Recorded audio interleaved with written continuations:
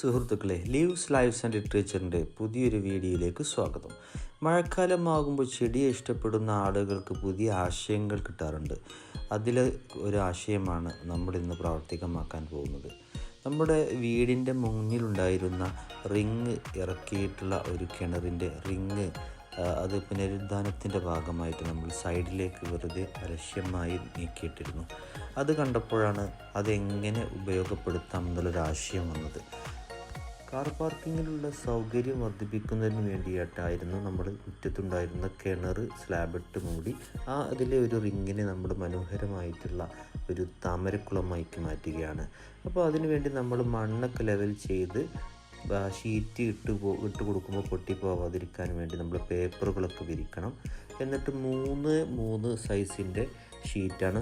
വളരെ തുച്ഛമായ വിലക്ക് നമുക്ക് എല്ലാ കടകളിലും ഇത് ലഭിക്കും. അത് നല്ല രീതിയിൽ അത് വിരിച്ചു കൊടുക്കാവുന്നതാണ്. അപ്പോൾ നേരത്തെ പറഞ്ഞതുപോലെ സൈഡൊന്നും പൊട്ടാതിരിക്കാൻ വേണ്ടി സൈഡിലൊക്കെ നമ്മൾ പേപ്പർ എടുത്ത് നല്ല രീതിയിൽ ഫില്ല് ചെയ്ത് കൊടുക്കണം. അല്ലെങ്കിൽ പിന്നെ വലിക്കുന്ന സമയത്തൊക്കെ അത് കീറാൻ സാധ്യതയുണ്ട്.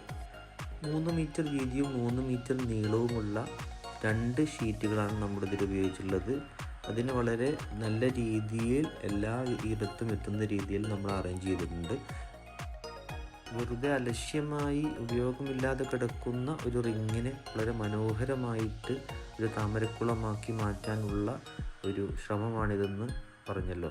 അതുകൊണ്ട് തന്നെ നേരത്തെ തന്നെ നട്ടു വെച്ചിട്ടുള്ള ഒരു ട്യൂബർ, അത് താമരയുടെ ട്യൂബർ അത് മുളച്ച് വന്നിട്ടുണ്ട്.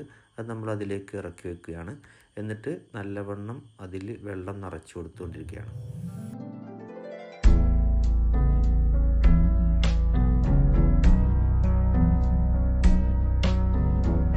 പ്രകൃതിയോട് അലിഞ്ഞു ചേരുമ്പോൾ പ്രകൃതിയും നമ്മുടെ കൂടെ നിൽക്കുമല്ലോ. അതിൻ്റെ ഭാഗമായിട്ടായിരിക്കാം അപ്പോൾ തകർത്തു പെയ്ത മഴ കൂടി നമ്മുടെ ടാങ്കിനെ നിറച്ചിട്ടുണ്ട്. താമര നല്ല രീതിയിൽ വളർന്നു വരുന്നുണ്ട്. ഇത്തരത്തിലുള്ള ടാങ്കുകൾ നിർമ്മിക്കുമ്പോൾ നമ്മൾ അധികം ആഴമില്ലാതെ ശ്രദ്ധിക്കണം. കുട്ടികളുടെ സുരക്ഷ ഉറപ്പാക്കണം. അതിലൊരു ഉപരി നമ്മൾ പിന്നീട് ചെയ്യേണ്ട കാര്യമാണ് കൊതുക് മറ്റു ലാർവകളൊന്നും ഉണ്ടാവാതിരിക്കാൻ വേണ്ടി ഗപ്പി പോലെയുള്ള മീനുകളെ നമുക്കതിൽ നിക്ഷേപിക്കാവുന്നതാണ്. അങ്ങനെ ചെയ്താൽ ഒരു പരിധിവരെ നമുക്ക് കൊതുകിൻ്റെ ലാർവകളെയും മറ്റു ജീവികളെയും സൂക്ഷ്മജീവികളൊക്കെ ഇല്ലാതാക്കാൻ ഗപ്പികൾക്ക് സാധിക്കും. ഇനി ഈ താമരയും മറ്റുള്ള ചെടികളുമൊക്കെ വളരെ മനോഹരമായി ഇതിൻ്റെ ചുറ്റുവശത്തൊക്കെ വെച്ചിട്ടുള്ള ചട്ടിയിലെ ചെടികളൊക്കെ നിറഞ്ഞാൽ ഇത് നല്ലൊരു താമരക്കുളമായി മാറും. ആർക്കും വളരെ എളുപ്പത്തിൽ ചെയ്യാവുന്ന ഒന്നാണ് ഇത്തരത്തിലുള്ളൊരു താമരക്കുളം. ഇത്തരത്തിലുള്ള ഉപയോഗശൂന്യമായിട്ടുള്ള റിങ്ങുകളോ ഡ്രമ്മുകളോ ഒക്കെ ഉണ്ടെങ്കിൽ നിങ്ങൾക്കും ഇതുപോലെ പരീക്ഷിക്കാവുന്നതാണ്. അടുത്ത വീഡിയോയിൽ കാണാം. നമസ്കാരം.